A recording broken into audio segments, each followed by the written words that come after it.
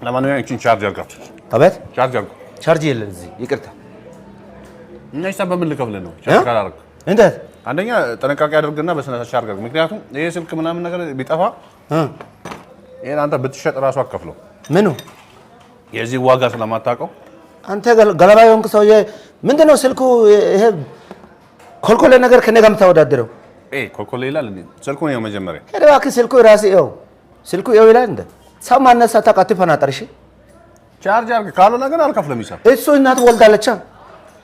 እሱ እናት ወልዳለች። ያንተ ቻርጅ ነው የማረጋው።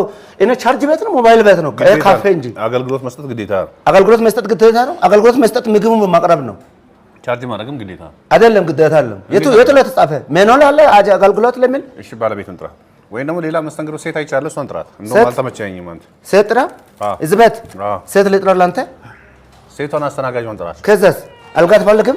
ዝባቺ ሂጂ ድመት ምከራት ወይም ሰደን ሂሳቡ እንዴት እንደማትከፍል ያሳያሉ።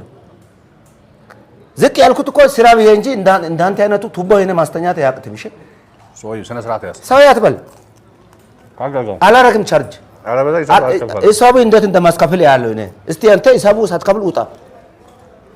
ቻርጅ አድርግ ይላል። ግዴታ ነው እንዴ? ግዴታ ነው። ቤት ቻርጅ አድርጋ ትወጣ እንዴ?